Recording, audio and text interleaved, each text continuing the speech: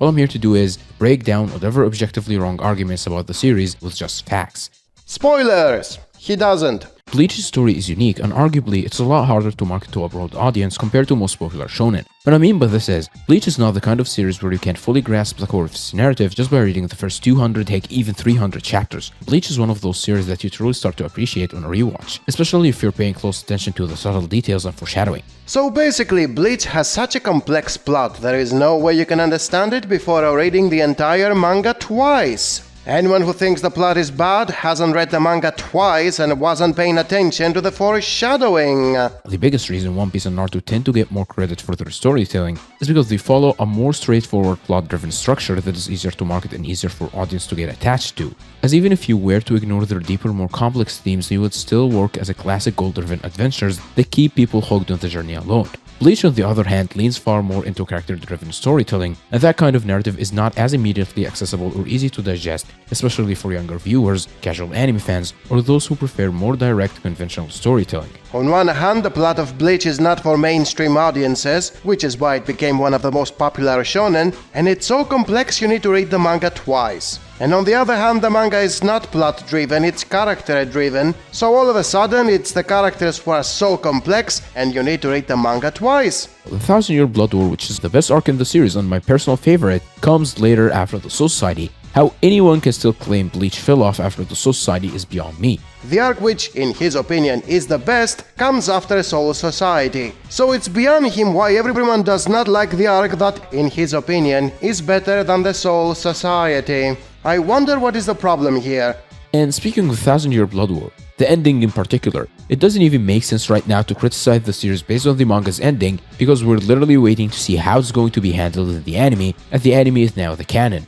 So there is really no point in arguing about it, let's just see how it plays out. The plot is not for mainstream audiences, yet it's one of the most popular shonen, and it's so complex you need to read it twice, but you are still not allowed to criticize it a decade after it's over because the anime is still ongoing. Therefore all your criticisms are invalid.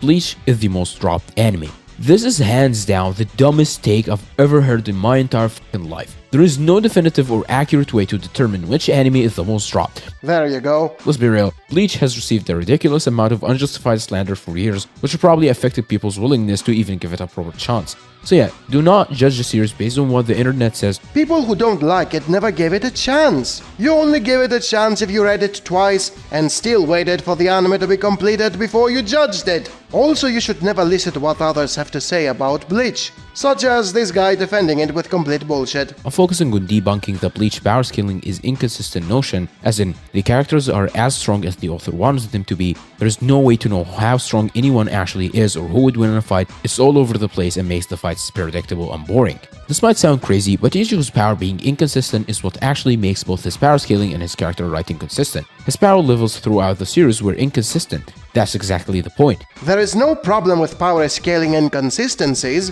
because the characters were always inconsistent with their power scaling. Nothing wrong with that statement. Plot armor is probably the biggest criticism Bleach gets. Bleach barely has any plot armor, and that's because people's definition of plot armor is completely skewed. Anything that happens in a story happens because the author wants it to, so technically everything happens for the plot. However, something only counts as plot armor or bad writing when the only reason it happened is plot progression. What I mean is, if an event was not hinted at, set up, or does not have any logical or narrative justification within the story, and only happened so that the story can progress, only then it becomes plot armor and bad writing. The plot that is not for mainstream audiences, yet it's one of the most popular shonen, and it's so complex you need to read it twice, has no plot armor, because anyone who survives does not do it so that a plot can move forward, because you see, Bleach is character-driven, not plot-driven, therefore the plot cannot armor anyone. They survive on their own because they have resolve, which by itself is also not a bad thing for the power scaling, because resolve always made the power scaling inconsistent. And that is why Byakuya did not die. It was not because Kubo received death threats and the plot had to go on with him, it's because he had resolve that made the power scaling inconsistent from the get-go. Since the plot doesn't matter in a character-driven story, you cannot claim there is plot armor. At the same time, the plot is not for mainstream audiences, yet it's one of the most popular shonen, does not matter, can only make sense if you read the entire manga twice and still wait for the anime to be completed before you can criticize it. And that is how Bleach tards defend their bullshit.